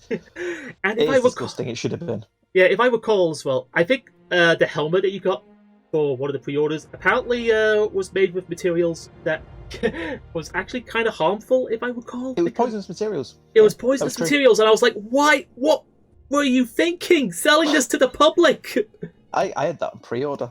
Oh, no. I had that on pre-order until the E3 thing where Todd came out and went, every other NPC is a real person. And I was like, cancel. And I cancelled it. And of course, play it. Oh, and speaking of Todd Howard, we can't forget about his other quote for this game. 16 times the detail. 16 times the bullshit. Yeah. That's what I feel for it. Yeah. I mean, I guess since it is in a slightly better state than it was, I'll kind of be generous and probably, at most... Put it below Rogue Warrior. Yeah, I'll put it in D tier. I'll put it in D tier. Below Rogue Warrior. Rogue Warrior was more fun. Yeah, definitely. I'm being very generous with this one. My heart is screaming, put it in fucking F tier. But I'm going to be nice because they have fixed it and people like it. Well, good some people do. Some people do. But again, if you want... a community. Yeah, it does. But again, personally, if you want a game that has an online open world that allows you to play with friends, you have much better options than this. Oh, such better options. Much, much better options. I'm glad they didn't abandon it. Well done. But no. Game sucks. Don't care. Yeah. I'm giving it a nice benefit of the doubt. But yeah, don't like it at all. Yeah. Okay, hopefully this might uplift some things, potentially, and that is the sequel to Rage with Rage 2. Awful. Fucking awful game. Yeah, I mean, the story is great, you know, it has its issues, but I will say this, I was hoping it was going to deliver a lot, because it was basically like Doom in an open world where you're moving fast in that, and admittedly, you gotta admit, the combat, when it shines, is really good. Like, the combat is good. It can be fun, but the rest of it is just god-awful. The rest of it just is shocking. The main antagonist you see twice in the whole game, if I remember rightly. Yeah. It's just... No, I really don't like this one again. I just think it's shit. It's like, if you want to go and do the Doom combat, go play Doom. Yeah, just play Doom, yeah. Yeah, but literally, again, you can get everything from it in Doom. Yeah. Not have the shit open world. Yeah, the open world wasn't the most engaging, but again, I think the only thing that carries it is that, again, the gameplay, even if it has some flaws, at least it does shine in the combat. Again, maybe not as much as Doom, or it could be, depending on your point of view, but it is fun in that regard. Not as much as Doom, but it is alright. Can you tell I don't like this one as well? Yeah, I can tell you don't like it. I can tell. So I can imagine. But again, it does have its few moments of redeeming qualities. Like, it does go for a more chaotic atmosphere. Something like with Mad Max Fury Road. Kinda, but that's just as far as it goes. Yeah. But if I wanted that, I'd go play the Mad Max game as well. There's loads of things about this one I really dislike. Something about this one doesn't sit with me. Yeah. Never has. I'm someone that thought that it was okay, you know. I didn't hate it as everyone else, but it wasn't up there. I mean, I know some people praise this, and I do understand why. I get it. Oh, it's all opinion. Yeah, it's all based on opinion. If they like it, I wish I did. Yeah. I might be controversial with you, because maybe it's because I had a slightly better experience. I might put it on the same tier as the original Rage in C. No. Would you put it? But would you put it in D or F? Oh, D. But that's up to you. It's completely up to you. If you like it, we can compromise, like, kind of thing. I'm not going to go put it in D now. Like, no, it doesn't matter. I mean, I guess I'm being a bit generous here because, again, when it comes to like open world games, it's not the worst one I've played. It's not the worst. It has its moments where it shines. Again, we need a tier that says Alex doesn't like it. It's a C, but Alex doesn't like it. Yeah, look. Yeah, we'll call it what it is. C, but Alex doesn't like it. Yeah, we'll go with that. That sounds beautiful. Yeah, we'll go with that. Yeah. However, I think we could agree on what is probably going to be an F tier for our next one. Can you take a lucky guess? Wolfenstein? It's Youngblood, the worst Wolfenstein game in the franchise. It's not just one of the worst Wolfenstein. It's one of the worst shooters I've ever played. You're like, hey, let's take other online service shooters like Destiny and let's make it 1,000 times worse. Not even that. Let's just completely destroy the characters, make everyone unlikable, make it so all the enemies have health bars, make it so you've got to use certain types of ammo to kill certain enemies, even though you can't see what the fucking health bar is indicating what ammo you need to use. Yeah. Awful. It's heinous. Yeah. Let's make a mini hub world you've got to run around about a billion times back and forth, yeah. and you don't know where you're going half the time. Yeah, I mean, let's put it in this way, right? If New Callouses, right, had its issues, but at least I could see people liking it, Youngblood is a fucking disgrace. Youngblood took a big shit on my face. That's how I feel about that game. He literally was like, hey, you had problems with New Callouses, but you liked it. Here's a massive steaming pile of crap. Here you go and play that. And I was like, okay. And I bought it, and I played it, and I loathed it. I hated this game. It doesn't help that I played it on my own because none of my mates bought it because they're smart. Oh, no. I hate that feeling too, when it happens. I got it because it said in it, you can play it solo. It doesn't matter. You can play it like a single-player game. And I was like, you know what? Stuff it. Yeah, I'll go and play it. Why not? The AI doesn't work. The AI is so brain dead. And also, speaking of brain dead, I fucking hated the twin sister protagonists. They are so annoying. I can't even remember the names, but I hate them. I just know one of them is Hell Yeah Dude. Yeah, hell yeah, dude! And they're just doing the fucking cringe-ass dances in certain loading screens within elevators. Every elevator screen, they always do cringe. Absolute cringe. The dialogue is awful. Yeah. They're so cringeworthy, I just wanted to go into that elevator and curb stomp their heads in, like in the movie Drive. That's how awful they are. That is how awful they are. I despise them with a passion. I hate this game. It killed the Wolfenstein combat.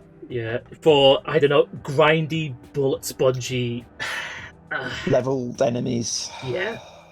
It's, again, like they looked at other live service shooters at the time and were like, let's do that. But they're going to do it even worse. Oh, it's so bad. No, it's so bad. I mean, I remember seeing like the Angry Joe review at the time. Oh, it was something like the rapid fire review they did for it. And it's god awful. Yeah. It's shocking. It's just... It ruined Wolfenstein for me, and here's my take, right? The only way that they could save this franchise at this point, the only way that they can save it is that they retcon the shit out of Youngblood and just pretend it never happened. Well, it killed it, didn't it? We're not getting another one. Oh, God. If that's true, then what a way to end off this franchise. What a horrible way. They're doing the Indiana Jones games now, so it's not going to come anytime soon. It's either that they're going to do Indiana Jones really well, or it's going to be as bad as Dial of Destiny, which I hated. I've got hope. I didn't mind Dial of Destiny. It was okay. I didn't hate it as much as other people. I thought it was alright. Fair enough. But anyway, yeah, this might be our first game, and let's celebrate this fact now. It's our first title that is going in F tier. It's worse than Rogue Warrior. Look, Rogue Warrior, right? It's bad, but it's hilarious in the best way possible. No one thought Rogue Warrior was going to be good apart from me, who bought it day one. Yeah, look, again, like you said, one, no one expected Rogue Warrior to be good. Two, you could at least have a laugh at it. Wolfenstein Youngblood, when it tries to be funny, is so cringeworthy and so awful. It felt like it was trying to be, like, I don't know, Borderlands-style humor, but way more unbearable. At least for me. Yeah, awful game. 0 out of 10. Yeah. Fuck Wolfenstein Youngblood, and let's move on to the better first-person shooter that's going to save us, Doom Eternal. God, it's like getting a lovely little brandy afterwards, just like swell your mouth out, give you a lovely taste, and you're like, there you go. That's a proper game. Yeah. That's a proper drink. Yeah, Doom Eternal. Game. But not as good as Doom 2016. Interesting. I mean, I'm saying it. Yeah, I think personally, on my opinion, I love both games equally because both of them do have elements that do things better than each other. You know, it has some issues, but I still love Doom Eternal overall. And it did introduce a new enemy type that was a pain to deal with at first, but I got the hang of it: the Marauders. Yeah, and they look so awesome. They added some really cool stuff to Doom Eternal. I mean, the way you had to do this dance of death, as I'd call it, where you've got to melee enemies to get ammo and then do certain things to get health. Yeah, and then you're literally doing all these different variations, switching weapon to weapon to weapon to weapon.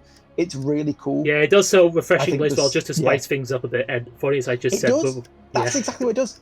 Spices it up. It spices up the gameplay. Yeah. You didn't really need to spice up the Doom gameplay, in my personal opinion, but it's something different. They didn't just do the same thing. They evolved it to a point. Yeah, they did it in the best way possible, and I loved it as well. And funny as I mentioned the Marauder, because I'm just looking up at my desk now and I'm just admiring my McFarlane Toys Marauder that I have, which is pretty awesome. Put a photo of it on here. Just show it real quick. I ain't seen that. I'll see it in the video then. Yeah, I'll take a photo of it so you can see. Oh, beautiful. God. Love it. But no, I just don't like it as much as 2016. Yeah. Even though it is a better game. Some things it does better. I do think it does better. But again, I do have a bit more of a leaning with Doom 2016. But I love this equally as well. I just don't know which one I'd put over the other. I guess because of how much fun I had with this, right? Because I did have a lot of fun. I might put it on the same tier as Doom 2016. Maybe the same tier. So now we have 7 games. Yeah. Stellar game, and so far we now have 7 titles in S tier, and I think this might be. That's too many. I think that might be the last one that is going to be in S tier, possibly. Hey, Starfield's coming up. You never know. Who knows? Back to Arcane again. Deathloop, and now I have heard many things about this game, and I did play a bit and do some research, and some people are divided with it. How do you feel about Deathloop? I'm squarely in the middle. I think it's okay. Yeah, I do like the premise. I think it's okay. Yeah, the premise I thought I liked, trying to end this time loop that is happening on an island. And it does have that Dark Souls-esque multiplayer equivalent where when you're playing it, someone who is playing as another character can hunt you down and that, which I thought was good in concept, but I think it could have been executed a bit more better at launch. Yeah, it could have been done a lot better. Yeah, lot better. Yeah, I mean, it's not terrible, but it could have been done a lot better. I do appreciate how it does take, again, a page out of Dark Souls, with invading people's worlds, but it just could have had a bit more time in the oven. And plus, it's basically... it felt unfinished. Yeah, and plus, it's literally Dishonored, but with guns. And I do like that. And less cool powers. Yeah, the combat's not as good. Yeah. And the AI's awful. Oh, the AI is so stupid in this game. You could just run past them, making much noise, and they will not notice you until it's too late. They fixed it afterwards. They actually did improve the AI, but it's still not brilliant to me. And I don't know. I like the aesthetic, but there's also this weird thing about the way it looks. I don't like. I think it looks ugly at times. Yeah, that's my opinion. Genuinely, I don't think it's that pretty of a game. Yeah, like you said, with the aesthetics and the vibe that it's going for, with I guess the 60s time period, and that it nails it well. Yeah, 60s TV show kind of feeling. It nails it, and I did like the soundtrack as well, which I thought was pretty good. And that's as far as it went. It's basically, again, a lesser version of Dishonored. Not as good as that, but I didn't hate it. I mean, some things are Wish.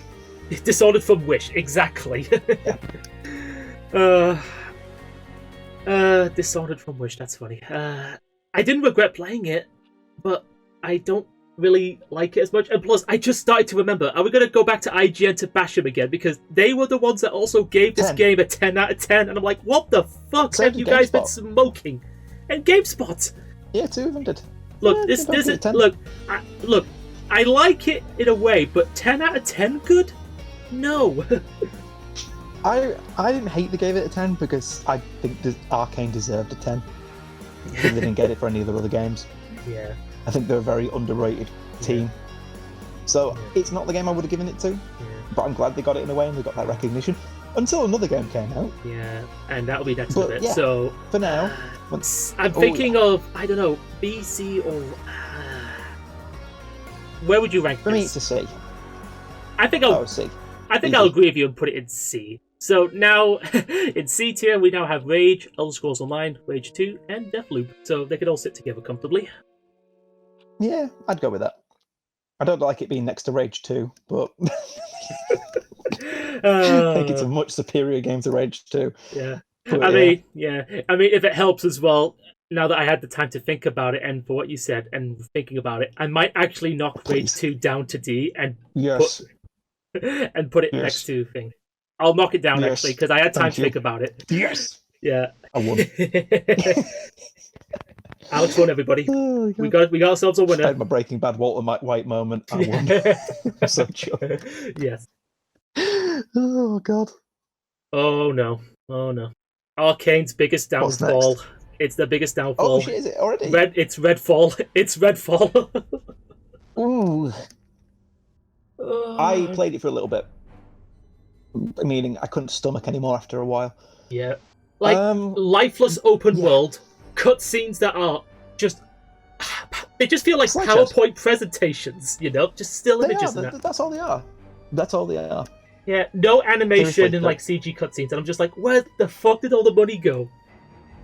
You can just smell the development hell. Yeah, you can that just just feel that nobody wanted to make this. Yeah, nobody wanted to make this. Like, I hate it when studios that are known for beloved single-player titles have to work on games like this because it just ruins it for me. It just ruins it.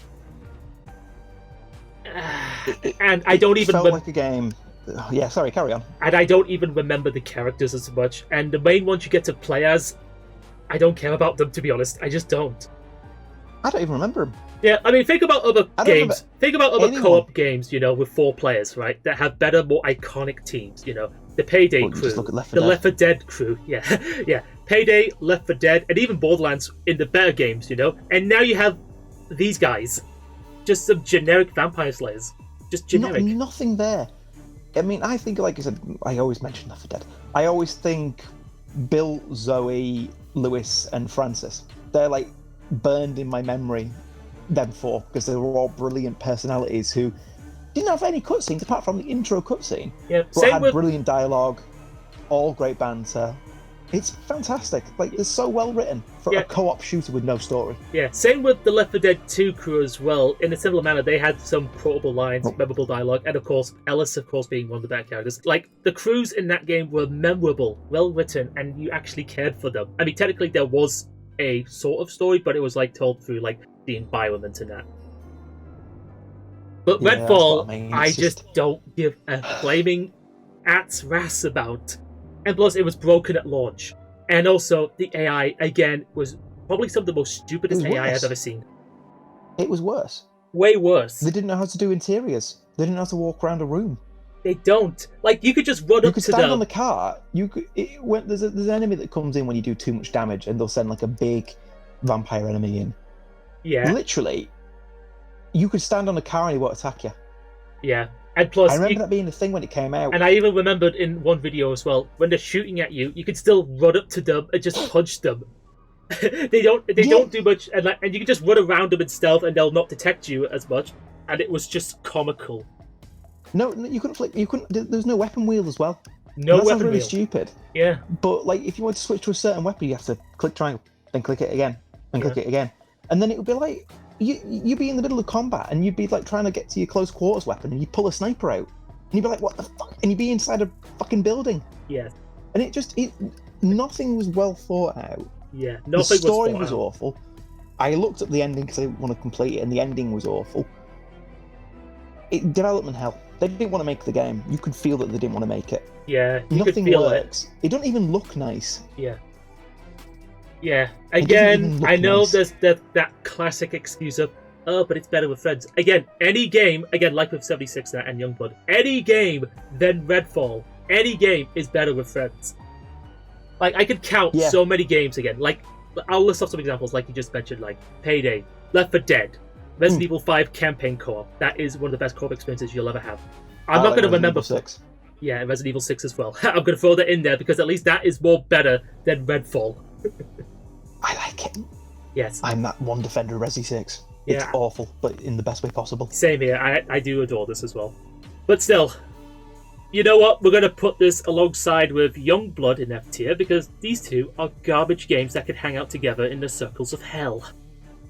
I still like it more than Youngblood, though. I mean, a bit more than Youngblood, but it also is just broken, unpolished, and again, I just hated it. I hated this game. Avoid it like the plague. And also, since we're talking about a game with vampires, you know, and I just remembered that Arcane is also going to be working on another one. Blade. Bethesda, Arcane, yes, please do not fuck up the Blade game. Please don't fuck it up. That's all I ask. I'm scared. I'm scared they're doing another vampire game. Yeah. As soon as I saw it was Arcane, I was like excited but also terrified. Yeah. I just hope they don't. Terrified. Yeah, I just hope they don't fuck Blade up. I just hope they don't. Okay, last one now. Last one, and I do think you got a lot to say to end off this video. Starfield. Oh, no. I wanted to love this one so bad. It's basically Fallout 4 in space, and if I'm going to be honest, it at times just felt so boring. There are points in this game where I adore it. There is some stuff that I love. There is some stuff that I think is phenomenal. I'm going to say it.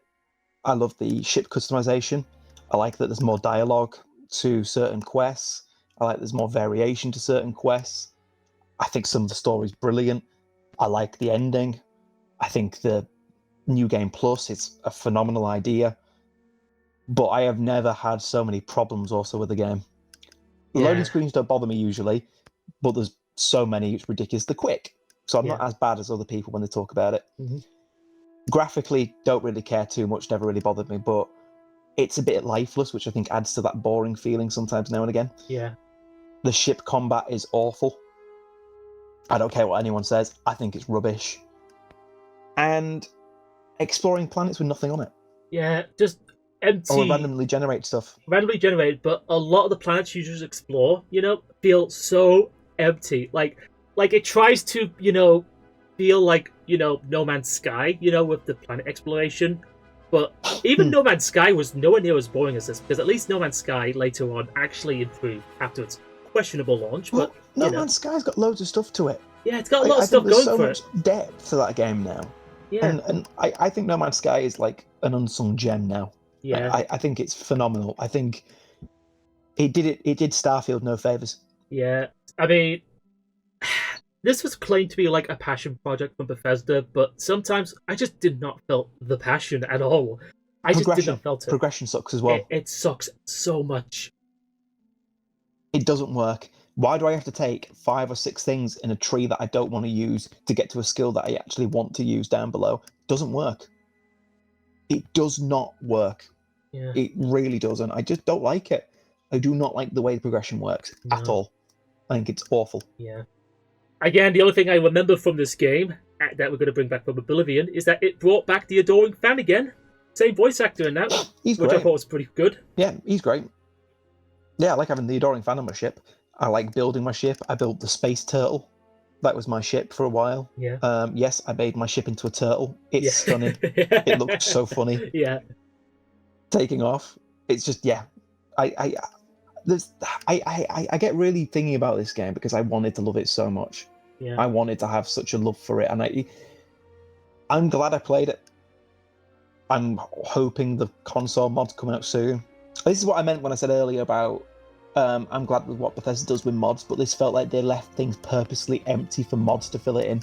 Although, if I recall correctly, didn't some modders just say that we're leaving this and that because we were bored with it as well? Yeah, they're not doing the multiplayer mod because the game's too flawed. Yeah, like, why would anyone... people modding it. I don't think people would want a multiplayer mod for this game. Like, if you want multiplayer for Starfield, in a way, just go play No Man's Sky. Just go play No Man's Sky. There'll be mods that fix a lot of stuff, and there'll be mods that come out that make the game a lot better. But the multiplayer, nah, go play No Man's Sky. Yeah, just go play No Man's Sky. Way more life to it, way more stuff going on for it. Starfield, in the end... More things to do as a co-op. Yeah, more things to do as co-op. Starfield, not the worst game, but I just did not felt it, you know? I just didn't felt it. Bland. Like Sadly it is, bland. like it is the peakness of bland. Like, or as someone would Most say, innovative game though. yeah, I guess. Most innovation. I mean, Steam Awards. Oh no, I just remembered. That's what I mean. Most innovative gameplay. What the hell were these users thinking? What were they thinking? That's gotta be a joke. Like That's the best joke. that has to be a troll, you know, them voting for this to be like most innovative gameplay. It has to be a sick prank. It has to be a joke. Oh yeah. Oh yeah, 100%. Most innovative gameplay, my ass.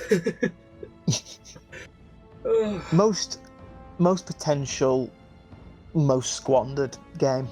It's just, it should have been better. Should have been way better than it was. Should have been way better. Makes me sad, this one, but I will play it again because there is things I like about it. It has some redeeming qualities, but way too few and far between, you know. Yeah, should have been a lot more. Yeah, I get if Bring people on the mods. like if people like it, that's fine. But I just thought it was like Yeah. I don't know if I want to put it in C or D because it does get really, really boring because of how long it drags out when you're exploring planets with nothing. For me, put it in C. Next to Deathloop. For me, it's a C. Yeah, yeah, oh yeah. I don't like Deathloop that much. Yeah, next to Deathloop for me. Yeah, we'll put it in C then. The 10 out of 10 game. Yeah, the 10 out of 10 experience. Bullshit. Like say what you about Deathloop, but at least it wasn't as lifeless as Starfield. Yeah, true actually. It wasn't as lifeless as that. You really want me to... Right, is this where you put in D and you say, Alex, I put Rage 2 in D. I want to put Starfield in D. No, I think we finished off the list. Thank God. We finished off the list now. That's all of the games we have discussed. Can't believe we got through all of them. Yeah, Fucking hell. all of them. Like, how long's the video? I'm going to check out afterwards, because right now, we're just going to celebrate now, because we've done it. We've ended the tier list. I can imagine it's going to be very long, so all I can just say is, Alex, thank you for joining me on this one hell of a project. Thanks for having me. Everyone here, hopefully it's in the description. Subscribe to the Platinum. I've got my name on my account there. The Platinum Experience. Yeah, I've got the name of my YouTube. I will put that link in the description. I will. It's a good sign, isn't it? I forgot it. Yeah. So, yeah, those are our personal ratings for these games.